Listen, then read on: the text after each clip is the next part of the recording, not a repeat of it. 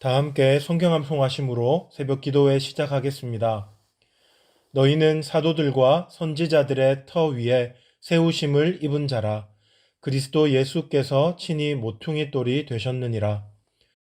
그의 안에서 건물마다 서로 연결하여 주 안에서 성전이 되어가고 너희도 성령 안에서 하나님이 거하실 처소가 되기 위하여 그리스도 예수 안에서 함께 지어져 가느니라.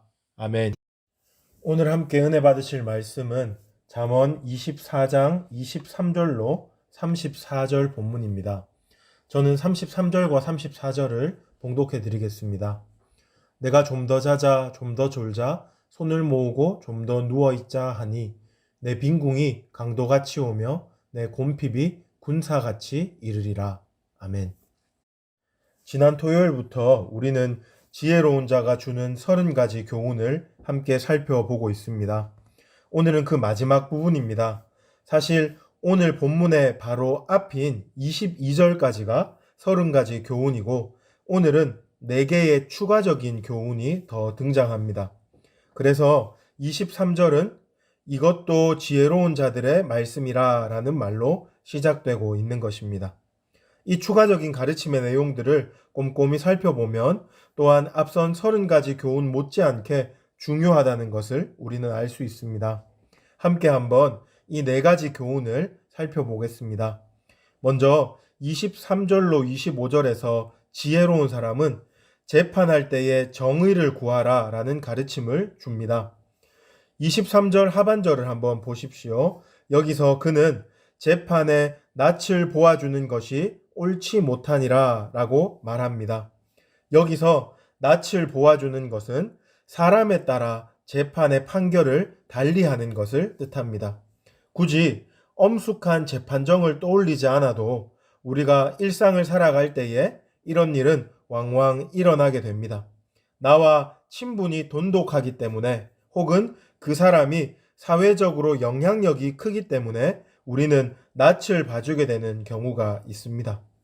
그러나 이렇게 낯을 봐주는 행위 때문에 억울한 또 다른 피해자가 생긴다든지 혹은 사회적 정의가 바로 서지 못한다든지 한다면 이것은 하나님 앞에서도 또 사람 앞에서도 범죄 행위가 된다는 것을 우리는 반드시 기억해야 하겠습니다.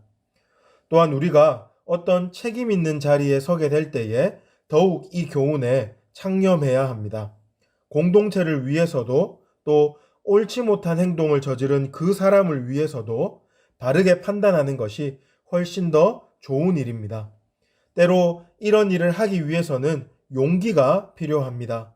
그냥 눈을 감고 지나가는 것 혹은 지적하지 않고 덮어내는 것이 훨씬 더 쉽고 편한 방법일 수도 있습니다.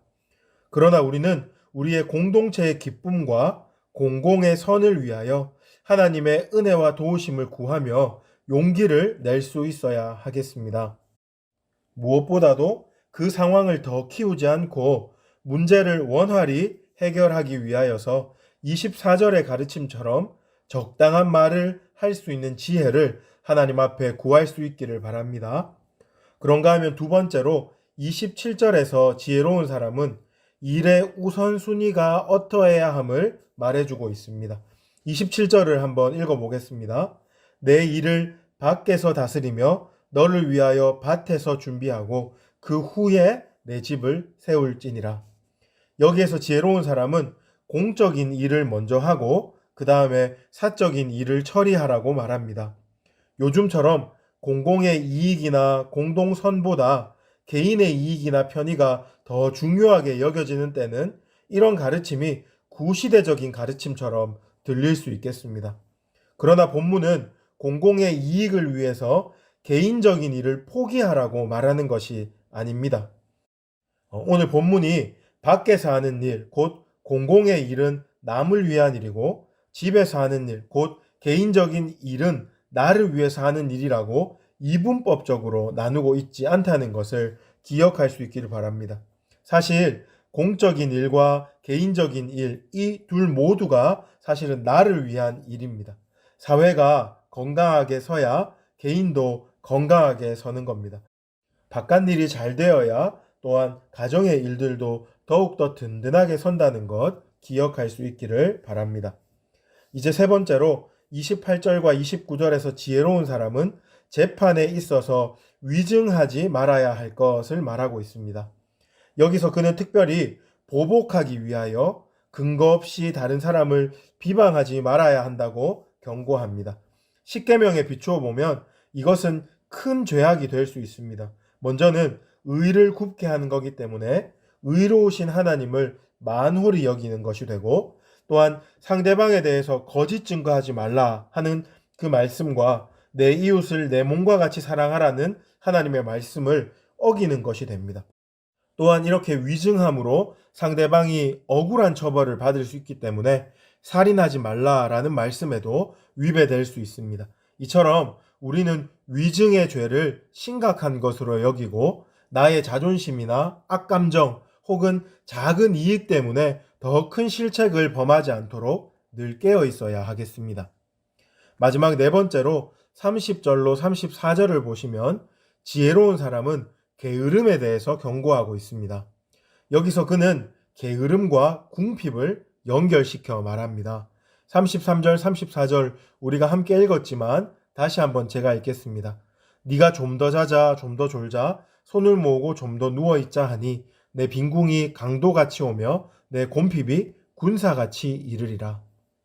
많은 사람들이 좀 더 자자, 좀 더 졸자, 손을 모으고 좀 더 누워있자 라는 말을 들으면 큰 찔림을 받을 것입니다. 그런데 우리는 여기서 꼭 기억해야 하는 것이 있습니다. 그것은 우리의 게으름으로 인해서 처하게 되는 궁핍이 단지 물질적인 가난만이 아니라는 것입니다. 우리가 게으름에 머무르면 물질적으로도 분명히 궁핍함에 처하겠지만 영적으로도 매우 큰 어려움에 처하게 된다는 것 기억해야 합니다. 우리가 게으를 때 어떤 영적인 궁핍이 우리에게 오게 되는지 아주 소상하게 밝혀놓은 책이 있습니다. 그것은 바로 김남준 목사님이 쓰신 게으름이라는 책입니다. 이 책은 워낙 유명해서 여러분이 책에 대해서 한두 번 들어보셨을 것입니다. 아니면 읽어보신 분도 많으실 겁니다. 그런데 이 책의 제목을 잘 보시면 단지 그냥 게으름 세 글자만 적혀 있는 것이 아니고 그 게으름이란 말 뒤에 아주 중요한 문장이 하나 더 붙어 있습니다. 게으름 줄표하고 거룩한 삶의 은밀한 대적이라고 말입니다. 저는 이것이 게으름에 대해서 아주 잘 설명해주는 정의라고 생각합니다. 하나님은 우리 성도들이 거룩하게 살아가기를 원합니다. 그런데 그분이 원하시는 거룩함이라는 것이 단지 속세를 떠나서 도를 닦으면서 완전 무결한 삶을 살아라 하는 것은 아닙니다. 내가 속한 이 세상에서 나에게 주어진 일들을 감당하면서 또한 다양한 사람들과 더불어 살면서 하나님은 거룩하기를 원하십니다. 그렇게 하려면 우리는 무엇보다도 게으름으로부터 벗어나야 합니다. 고된 삶에 지치고 복잡한 인간관계에 정신이 팔려서 영적인 잠에 빠지면 안 된다는 것입니다. 깨어서 하나님 앞에 그럼에도 불구하고 나아가고 모든 순간에 하나님을 의식하고 하나님을 인식하면서 깨어있는 채로 살아야 한다는 것입니다. 여러분은 어떻습니까? 거룩을 위해서 분투하며 살아가고 계십니까? 아니면 영적인 게으름에 빠져서 영적인 잠을 주무시고 계십니까? 지혜로운 자가 경고하는 이러한 게으름에서 벗어나기 위해서 우리는 하나님의 은혜를 구할 수 있어야 하겠습니다. 우리의 영을 깨우시고 우리의 영혼을 맑게 하시는 성령님의 은혜를 우리는 오늘도 구합시다. 이제 말씀을 마무리하겠습니다. 오늘은 지혜로운 자의 30가지 가르침에 덧붙어 있는 추가적인 4개의 교훈을 더 살펴보았습니다. 이 교훈들을 통해서 우리가 목표하는 바가 있다면 바로 하나님의 백성답게 살아가는 것입니다. 하나님의 백성답게 진실하고 신실하고 거룩한 삶을 살아갈 수 있도록 항상 깨어있고 또한 하나님 돕는 은혜를 날마다 구하는 우리 모두가 되기를 주님의 이름으로 축복합니다. 이제 들었던 말씀 기억하면서 3가지 기도 제목으로 함께 기도하십시다. 먼저 지혜로운 자의 가르침에 따라서 하나님의 백성다운 삶, 곧 신실하고 진실하고 거룩한 삶을 살아갈 수 있도록 도와주옵소서. 두 번째, 선교와 전도를 위해서 기도합시다. 캄보디아 김영진 아는양 선교사님, 인도네시아 김인성 이성숙 선교사님의 가정을 붙들어 주시옵소서.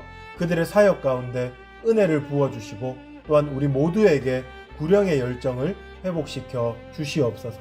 마지막 세 번째로 코로나19 사태가 하루속히 종식되게 하여 주시고 이 위기의 때에 우리 교회를 더욱더 든든히 붙들어 주옵소서. 특별히 70주년을 맞이한 교회 위에 하나님 아버지 은혜로 부흥을 허락하여 주시옵소서. 나눈 기도 제목과 또 여러분 가지고 계신 기도 제목 가지고 우리 주여 부르짖고 합심으로 기도하시겠습니다. 주여